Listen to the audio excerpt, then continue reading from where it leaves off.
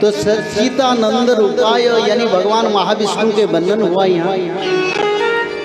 हे प्रभु, आपने निराकार भी है, सविकल्प है, निर्विकल्प है, ब्रह्म कल्प भी है, और प्रभु अब सगुण भी है, निर्गुण भी है।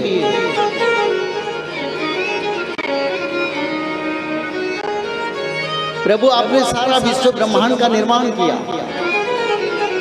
और हे भगवान अब मानव को त्रिपाप चक्र से मुक्ति करते हैं। 3 पाप चक्र, ये 3 पाप चक्र क्या है, कौन बताएंगे? 3 पाप चक्र क्या है, जिसको मानव को उसी समय पाप करता है और उसी पाप से मुक्ति मिलता है भागवत पठन करने से। सब तो मानव है, सर्व अपना कर्म करते हैं, कर्म में कहीं सुकर्म होता है, कहीं गलत कर्म भी हो जाता है। तो इसीलिए त्रिपाप चक्र से मुक्ति के लिए भगवान श्रीमद् भागवत महापुराण को मनुष्य को प्रत्यय हर दिन पठन करना पड़ेगा, क्योंकि भागवत पठन के द्वारा मनुष्य का त्रिपाप का खंडन होता है। तो ये त्रिपाप क्या है जो मानव लोग करते नहीं या करते हैं? हर मानव इस कर्म को करते हैं। तो पहला पाप कब होता है, दूसरा पाप चक्र कब होता है, तीसरा पाप चक्र को जन्म से 12 वर्ष तक मनुष्य को पाप लगता नहीं। ऐसे कोई लोग हैं जिसने पाप नहीं किया, और मृत्यु तो सबको होगा। इसी कारण भगवान वेद व्यास ने 18 पुराण का रचना की।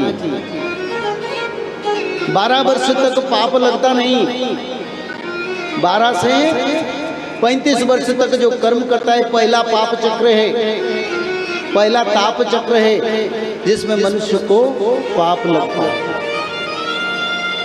फिर दूसरा पाप चक्र क्या है ना, 35 से 50 वर्ष तक विवाह करता है, शादी करता है, परिवार का पालन करता है।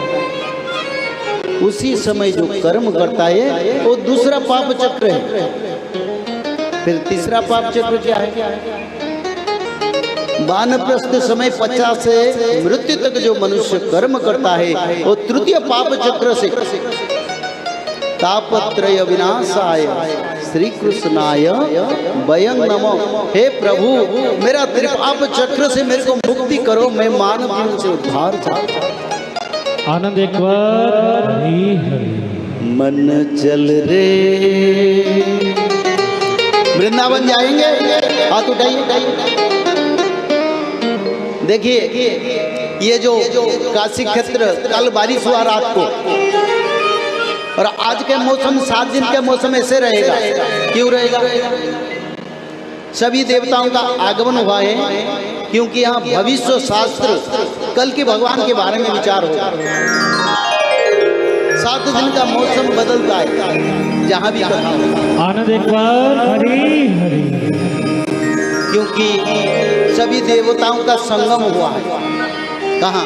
इस क्षेत्र में स्वर्ग जैसा मौसम रहेगा, ना गर्मी ना ज्यादा ठंड, रात को बारिश, दिन में ठंडा, मौसम अच्छा रहेगा, क्योंकि देवताओं का संगम हुआ है। भविष्य शास्त्र का विचार होगा, कल की भगवान का विचार होगा। तो इसीलिए बड़ा पुण्य समय, अभी 7 दिन यहाँ आप लोग समय को परख लो, और उसका बाद आप लोगों को इसका जानकारी मिलेगी। जो लोग त्रिकाल संध्या करेंगे, जो लोग माधव नाम भजन करेंगे, जो लोग भगवत महापुराण, श्रीमद् भागवत महापुराण, में भगवत गीता का बात नहीं कर रहा हूं, मैं श्रीमद् भागवत महापुराण का बात कर रहा हूं। लोग जानने लगे हैं, आगे भारत जानेगा, विश्व जानेगा, और भक्त लोग रह जाएंगे, पापियों का विनाश हो जाएगा। तो इसलिए आप लोगों को त्रिकाल संध्या करना पड़ेगा। ब्राह्मी मुहूर्त पर उठ के त्रिकाल संध्या, मध्याह्न संध्या, सायं संध्या, 3 संध्या करना पड़ेगा। और 3 संध्या के साथ साथ भागवत जी महापुराण को ब्राह्मी मुहूर्त से रात 12 तक किसी समय एक अध्याय पढ़ना पड़ेगा। और निरंतर माधव नाम को भजन करना पड़ेगा। और माधव नाम भजन करने से क्या होगा? माधव नाम भजन करने से भगवान आदि विष्णु सनातन कल की भगवान का कृपा आपके ऊपर रहेगा। जब यहाँ गोलियां बरसेगा, मिसाइल बरसेगा, पंचवत का प्रलय होगा, तब माधव नाम भज के भक्त लोग रक्षा हो जाएंगे। उनके ऊपर गोलियां लगेगा नहीं, ये लिखा है। जो माधव नाम भजन करेंगे, त्रिकाल संध्या करेंगे, उनकी ऊपर गोलियां, मिसाइल, आटमिक भी काम नहीं करेगा। बोले प्रेम से एक बार हरि हरि जय श्री माधव। वही लोग रहेंगे जो लोग त्रिकाल संध्या करेंगे, वही लोग रहेंगे जो लोग भागवत पढ़ेंगे, वही लोग रहेंगे जो माधव नाम भजन करेंगे। बोलो प्रेम से एक बार हरि हरि।